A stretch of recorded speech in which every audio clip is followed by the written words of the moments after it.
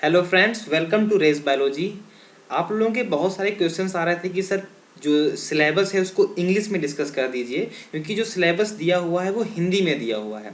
तो इसीलिए मैं जो यूपी पीजीटी का जो सिलेबस है उसके बारे में डिस्कस करूंगा और उसका पार्ट 1 लेकर के मैं अभी आया हूँ। और पार्ट 1 में जो मैं है वो मैं बॉटनी आपके साथ में डिस्कस करूंगा, जो क्योंकि बॉटनी का जो सिलेबस है जो यूपी पीजीटी में, उसके बारे में मैं आज आपसे डिस्कस करूंगा इंग्लिश में।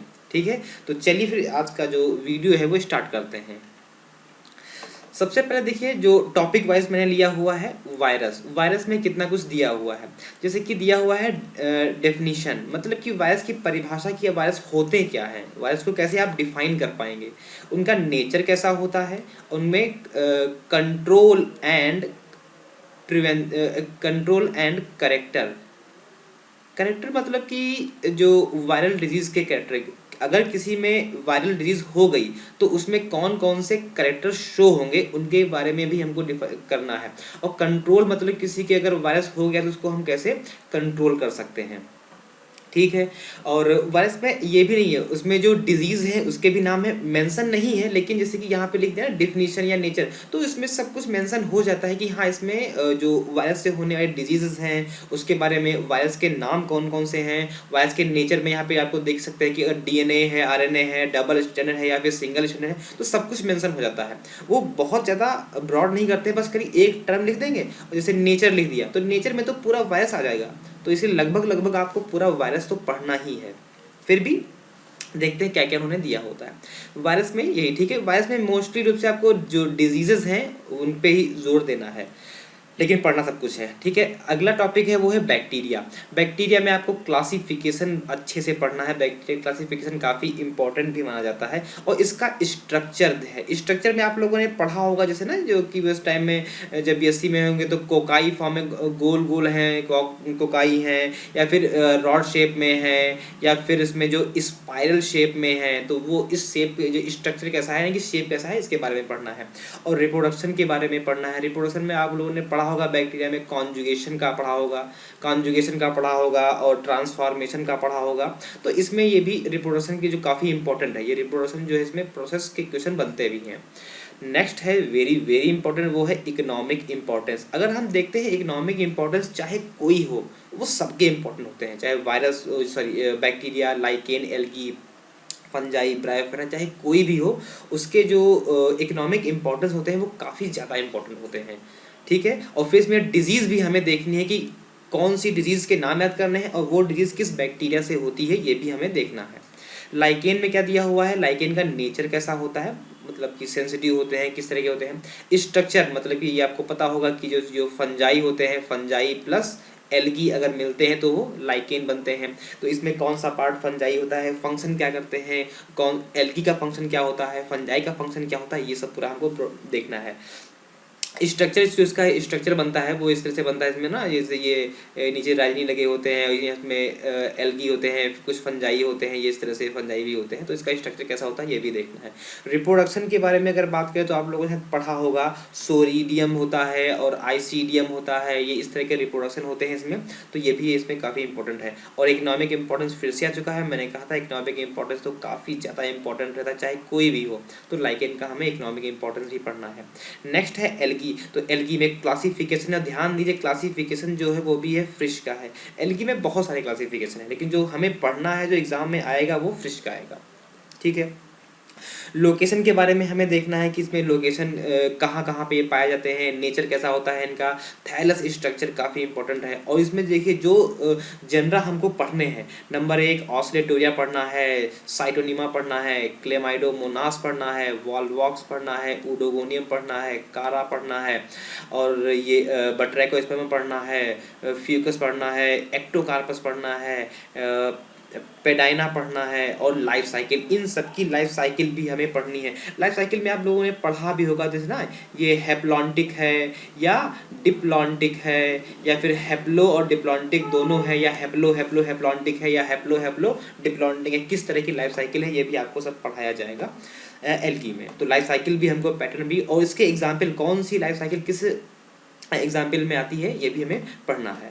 नेक्स्ट देखते हैं हम लोग ब्रायोफाइटा के बारे में डिस्कस कर लेते हैं। तो ब्रायोफाइटा में अगर हम बात करें तो इसमें जैसे जो जनरा है, रिक्सिया के बारे में पढ़ना है, मार्केंसिया, पेलिया और एंथोसिरॉस के साथ साथ स्फैगनम और फ्यूनेरिया। इसमें स्फैगनम को हमें अलग से दिया गया हुआ है, स्फैगनम कहाँ पाया जाता है, डिस्ट्रीब्यूशन कैसे है उसका है, और स्ट्रक्चर और स्फैगनम की लाइफ साइकिल। यहाँ पे लाइफ साइकिल सिर्फ स्फैगनम में दिया है, लेकिन लाइफ साइकिल हमको सभी की पढ़नी है कि किस में किस तरह की लाइफ साइकिल होती है, कैसे स्पोर बनते हैं, इनका जो स्पोरोफिटिक स्ट्रक्चर और गैमेटोफिटिक स्ट्रक्चर भी हमें पढ़ना है। क्या मार्केंसिया में कैसे क्या जेमा कब होती है, किस तरह से क्या होता है, एंथोसरास का जो हॉर्न शेप का जो स्पोरोफाइट होता है वो कैसे क्या होता है। तो काफ़ी ज़्यादा है, और इसमें एक मेंशन नहीं किया हुआ है, मैं वहाँ पे मेंशन कर देता हूँ। जो इसमें इकोनॉमिक इम्पोर्टेंस है वो भी पढ़ने हैं, इकोनॉमिक इम्पोर्टेंस ये इसमें मेंशन नहीं किया था, लेकिन आते हैं क्वेश्चन इसके आते हैं। नेक्स्ट हम देखते हैं तो टेडोफाइट्स की बात करते हैं। तो जो हमें पढ़ना है जनरा वो साइलोटम है, लाइकोपोडियम, सिलेजिनेला, इक्विसिटम, मार्सिलिया, और इनका सबका हमें डिस्ट्रीब्यूशन पढ़ना है, स्ट्रक्चर पढ़ना है और रिप्रोडक्शन पढ़ना है। इनका रिप्रोडक्शन का मतलब कैसे इनमें रिप्रोडक्शन होता है, जैसे कि टेडोफाइटा में वाटर की रिक्वायरमेंट रिप्रोडक्शन के लिए ज़रूरी होती है। और बात करें लाइफ साइकिल, वेरी इंपॉर्टेंट है कि कैसी लाइफ साइकिल इसमें होती है, हैप्लॉन्टिक है या सॉरी स्पोरोफिटिक लाइफ साइकिल होती है या गैमेटोफिटिक लाइफ साइकिल में कौन सी स्टेज डोमिनेंट रहती है, ये हमको इसके बारे में पढ़ना है। और टेडोफाइटा में हर साल जो क्वेश्चन बनता ही बनता है वो है स्टीलर सिस्टम से। हर साल क्वेश्चन एक आता ही आता है, स्टीलर सिस्टम से आता है, और हेट्रोस्पोरी भी काफ़ी ज़्यादा इंपॉर्टेंट है, और सीड हाइब्रिड। ये 3 पॉइंट टेडोफाइटा में बेहद ज़्यादा इंपॉर्टेंट है, आप इनको कहीं ना कहीं नोट ज़रूर कर लीजिएगा, इनसे क्वेश्चन बनते हैं हर हाल में। नेक्स्ट हम देखते हैं तो जिम्नोस्पर्म में बात करते हैं। तो जिम्नो क्लासिफिकेशन पढ़ना है अच्छे से, और इसमें जो जनरा है वो साइकस है, पाइनस है और इफेड्रा, ये 3 के बारे में हमको अच्छे से पढ़ना है तो बहुत से, लेकिन हमें इन 3 के बारे में काफ़ी अच्छे से पढ़ना है। और इसमें टेडोफाइटा में एक वो भी शायद मेंशन नहीं किया है गया, वो इकोनॉमिक इम्पोर्टेंस, ये भी पढ़ना। इकोनॉमिक इम्पोर्टेंस किसी का भी नहीं छोड़ना है, इकोनॉमिक इम्पोर्टेंस, इकोनॉमिक में किसी का भी नहीं छोड़ना है। इसमें डिस्ट्रीब्यूशन का ये इसका जो साइकस का जो सॉरी जिम्नोस्पर्म का जो डिस्ट्रीब्यूशन है ये इंपॉर्टेंट है। बाकी किसी का डिस्ट्रीब्यूशन इतना नहीं पूछा गया है, लेकिन जिम्नोस्पर्म में जो डिस्ट्रीब्यूशन है वो काफ़ी ज़्यादा पूछा गया है। इसकी एनाटॉमी भी पूछी गई है, शायद आप लोगों को याद हो, कोलराइट रूट्स के बारे में अगर आप लोगों ने सुना हो कुछ, रिप्रोडक्शन कैसा होता है इसमें ये भी देखना है, और इकोनॉमिक इंपॉर्टेंस भी इसका काफ़ी ज़्यादा इंपॉर्टेंट है। ये मान के चलिए इकोनॉमिक इंपॉर्टेंस अगर आपने याद कर लिया सभी के, तो कम से कम 7 से 8 क्वेश्चन आपके हो जाएंगे। नेक्स्ट है फॉसिल के बारे में दिया हुआ है, जीवाश्म के बारे में, फॉसिल कैसे बनते हैं, इनका डेवलपमेंट कैसे होता है, और टाइम पीरियड, मतलब टाइम पीरियड का मतलब ये जिसमें है कैसे फॉसिल जो है कितने साल से दबा हुआ है, वो कितने साल पुराना है ये हम कैसे मानेंगे, कैसे जानेंगे हम, ये भी है। और टाइम पीरियड यहाँ पे हम बात करें तो जैसे कि जो एक टेबल आपको मैं बनवाऊँगा यहाँ पे, कि जैसे कि आप लोगों ने शायद पढ़ा भी हो, एरा होते हैं, पीरियड होते हैं और एपॉक होते हैं, और इस तरह से मतलब जो एक टाइम स्केल है उसको डिवाइड किया गया है, तो इसको हम लोग टाइम पीरियड या टाइम स्केल भी हम लोग कह सकते हैं, ये पढ़ना है। और टाइप्स ऑफ फॉसिल ये काफ़ी इंपॉर्टेंट है, अगर आप लोगों ने पढ़ा होगा तो इम्प्रिंटिंग, इम्प्रेशन टाइप के फॉसिल होते हैं, तो ये है टाइप्स ऑफ फॉसिल कितने टाइप के होते हैं, ये भी हमें पढ़ना है। नेक्स्ट है एंजियोस्पर्म के बारे में एंजियोस्पर्म के बारे में बात करें तो इसकी कैसे हुई है ओरिजिन, ये पढ़ना है। क्लासिफिकेशन पढ़ना है, और जिसमें आर्टिफिशियल क्लासिफिकेशन, नेचुरल क्लासिफिकेशन और फाइलोजेनेटिक क्लासिफिकेशन हमें देखना है। बेंथम हुकर का अलग से दिया हुआ है, तो बेंथम हुकर का जो क्लासिफिकेशन है उसको तो बहुत अच्छे से पढ़ना है, उनकी कितनी फैमिलीज थी, कितनी क्या था, सब कुछ उससे अच्छे से पढ़ना है, ये इससे क्वेश्चन काफ़ी कुछ बनते हैं। फैमिली देखते हैं कौन कौन सी हैं, ranunculaceae, cruciferae, capparidaceae, cucurbitaceae, compositae, malvaceae, rosaceae, leguminosae, solanaceae, acanthaceae, verbenaceae, labiatae, euphorbiaceae, poaceae, musaceae और ग्रैमिनी, ये इतनी सारी फैमिलीज पढ़नी है आपको। इनके जो फार्मूला है वो भी पढ़ने हैं, और इनमें जो क्या क्या इंपॉर्टेंट है कैरेक्टर्स जो है वो भी आपको देखने हैं। फैमिली से भी क्वेश्चन काफ़ी बनते हैं। और ये देखिए ये इकोनॉमिक इंपॉर्टेंट, इसमें जितना भी very very very very important रखा जाए तभी उतना कम है, बहुत ज़्यादा इससे क्वेश्चन बनते हैं। इसमें वुड में हमें पढ़ना है सागौन, शीशम, साखू, चीड़, और फाइबर में हमें पढ़ना है हमें कपास, जूट, नारियल, सनई, और ऑयल में पढ़ना है हमको सरसों, नारियल, अरंड, जैसे मूंगफली, रेसिनस कम्युनिस बोलते हैं, अरंड को बोलते हैं रेसिनस कम्युनिस। और शुगर में हमें पढ़ना है गन्ना और चुकंदर। और मेडिसिन में हमें पढ़ना है ओपियम, मतलब वही जिसे हम अफीम बोलते हैं, और सर्पगंधा। और स्पाइसेस में पढ़ना है जो मसाले हैं उसमें धनिया, इलायची, काली मिर्च, लौंग। और जो बेवरेजेस हैं उसमें चाय और कॉफ़ी। हमें ये पढ़ना है, इन्हीं से क्वेश्चंस बनेंगे क्योंकि सिलेबस में यही कुछ दिया हुआ है। ठीक है, नेक्स्ट देखते हैं हम यहाँ पे। हाँ, नेक्स्ट देखते हैं तो ये प्लांट मार्फोलॉजी एंड एनाटॉमी में। तो प्लांट मार्फोलॉजी एनाटॉमी में अगर हम देखें तो प्लांट की बॉडी कैसी होती है, इसका डेवलपमेंट कैसा हुआ है, और टिश्यूज वेरी इंपॉर्टेंट। टिश्यूज तो बहुत इंपॉर्टेंट रहेंगे कि टाइप्स ऑफ टिश्यूज जो होते हैं वो यहाँ पे रहे कि मेरी टिश्यू क्या होते हैं, किस तरह से डेवलप होता है, ये सब पढ़ना है आपको। और एबनॉर्मल सेकेंडरी ग्रोथ, ये देखिए काफ़ी ज़्यादा इंपॉर्टेंट ये रहता है। Abnormal secondary growth in root और स्टेम दोनों में हुई है। एबनॉर्मल सेकेंडरी ग्रोथ कैसे होती है, ठीक है। सेल के बारे में हमें पढ़ना है और टिश्यू के बारे में, और ऑर्गन कल्चर टेक्निक कैसी होती है, मतलब कि जैसे अगर हम कोई ये डेवलप करना चाहें, कोई प्लांट का कोई ऑर्गन डेवलप करना चाहें तो वो उसको टेक्निक से टिश्यू कल्चर जिसे हम कह सकते हैं, यहाँ पे हमें वो टिश्यू कल्चर के बारे में पढ़ना है। नेक्स्ट है एम्ब्रियोलॉजी। एम्ब्रियोलॉजी की अगर हम बात करें तो माइक्रोस्पोरोजेनेसिस हो जाएगा, मेगा स्पोरोजेनेसिस हो जाएगा।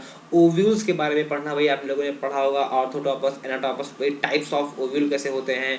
और फिर इम्ब्रियोसेक, बहुत से टाइप के इम्ब्रियोसेक होते हैं, जैसे अगर हम बात करें तो मोनोस्पोरिक और बाइस्पोरिक भी होते हैं यहाँ पे। और इंडोस्पर्म में से टाइप्स ऑफ इंडोस्पर्म भी होता है, बहुत से हैं, ये इंपॉर्टेंट है। एम्ब्रियोसैक, ओव्यूल्स और इंडोस्पर्म, ये काफ़ी इंपॉर्टेंट, इनसे क्वेश्चन जो है वो काफ़ी कुछ बने हुए हैं। नेक्स्ट है इकोलॉजी। इकोलॉजी को तो मैंने कोई टॉपिक में डिवाइड नहीं किया है, इसलिए क्योंकि इकोलॉजी पूरी इंपॉर्टेंट है। लेकिन बॉटनी में जो इकोलॉजी जो टॉपिक है वो काफ़ी ज़्यादा है, क्योंकि इस टाइम देखते हैं आप लोग हैं जो पेड़ पौधे काटे जा रहे हैं, पॉल्यूशन बढ़ रहा है, तो इकोलॉजी से तो क्वेश्चंस बनते ही बनते हैं। इसमें जितने भी टॉपिक्स आपने बीएससी और एमएससी में पढ़ा हुआ है वो सारे के सारे पढ़ करके जाने हैं, इसीलिए मैंने इसको प्लेन छोड़ दिया है, मैंने कोई टॉपिक नहीं लिखा हुआ है यहाँ पे। पूरी की पूरी आपको इकोलॉजी पढ़नी है। नेक्स्ट बात करते हैं तो साइटोलॉजी जेंटिस। साइटोलॉजी जेंटिस में काफ़ी कम टॉपिक लिखे हुए हैं लेकिन आता बहुत कुछ है। हिस्ट्री की मतलब कैसे क्या जेंटिस की कैसे क्या हिस्ट्री रही है, वर्क क्या हुआ है, स्ट्रक्चर, साइटोलॉजी का स्ट्रक्चर कैसे क्या होता है, ये work and structure of chromosome, sorry यहाँ पे जो वर्क है, work and structure of chromosome, तो ये क्रोमोसोम का स्ट्रक्चर कैसे क्या होता है, और सेंट्रोमियर की पोजीशन के बेस पे रखा जाता है, बहुत से टाइप के होते हैं, तो वो सारे आपको क्रोमोसोम के बारे में पूरा पढ़ना है। Cell division very very important है, cell division and it's important. Cell division आपको पता है दो तरह का होता है, मियोसिस और माइटोसिस होता है, और ये मियोसिस क्यों इंपॉर्टेंट है और माइटोसिस क्यों इंपॉर्टेंट है ये हमें देखना है। फिर लिंकेज के बारे में पढ़ना है, क्रोमोसोमल मैपिंग के बारे में पढ़ना है, ये शायद टीजीटी में नहीं है, ये पीजीटी में है, क्रोमोसोमल मैपिंग के बारे में पढ़ना है। मेंडलिज्म हमें पढ़नी है, मेंडलिज्म मतलब मेंडल के बारे में पूरा पढ़ना है, मेंडल जो बता के गए हैं उसके बारे में पूरा पढ़ना है। और ये देखिए रेशियो अलग से दिया हुआ है, रेशियो दिया हुआ है, यानी कि आपको वही रेशियो, भाई मोनो हाइब्रिड क्रॉस 1:1, 2 क्या क्या सब कैसे से क्या रहता है, जितने भी रेशियो, मोनो हाइब्रिड क्रॉस का रेशियो क्या है, डाई हाइब्रिड क्रॉस का रेशियो क्या है, टेस्ट क्रॉस का रेशियो क्या है, बैक क्रॉस का रेशियो क्या है, आउट क्रॉस का क्या है, सब इसकी ये जो आपको रेशियो भी इसमें ध्यान से पढ़ने हैं। सेक्स डिटर्मिनेशन के बारे में, मतलब भाई सेक्स कैसे होता है निर्धारण की कौन मेल बनेगा कौन फीमेल बनेगा। फिर म्यूटेशन वेरी वेरी इंपॉर्टेंट, पूरा म्यूटेशन लिखा हुआ है, बहुत बड़ा टॉपिक है म्यूटेशन, तो अपने आप में ही है बहुत बड़ा टॉपिक, तो म्यूटेशन के बारे में हमें डिस्कस करना है पूरा। फिर जीन के बारे में, अलग के जीन क्या होते हैं, तो डीएनए का वो छोटे से छोटा सेगमेंट जिससे एक कैरेक्टर बन जाए उसको हम लोग जीन कह देते हैं।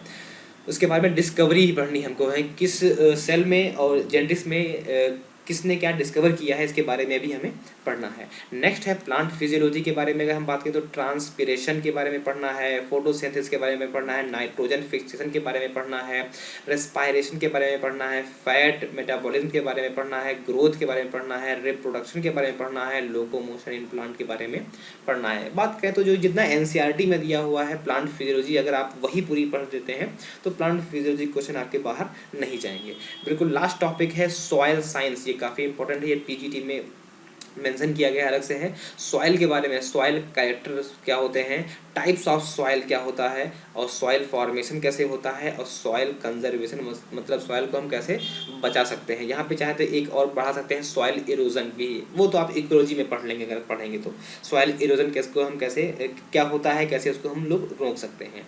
तो ये था आज का पूरा जो सेशन था, इसमें जितने भी टॉपिक्स थे बॉटनी के, वो मैंने सारे कवर कर दिए हैं। अब जो इसका अगला जो पार्ट आएगा वो आएगा पार्ट 2, जूलॉजी सिलेबस के बारे में पूरा डिस्कस करूंगा। वो काफ़ी बड़ा हो, एक ही में अगर मैं मर्ज करता था तो काफ़ी कुछ बहुत बड़ा लेक्चर हो रहा था। इसीलिए मैंने क्या किया है, इसको अलग अलग कर दिया है, बॉटनी को अलग कर दिया है, और जूलॉजी जो है वो सेकेंड पार्ट में आ जाएगा।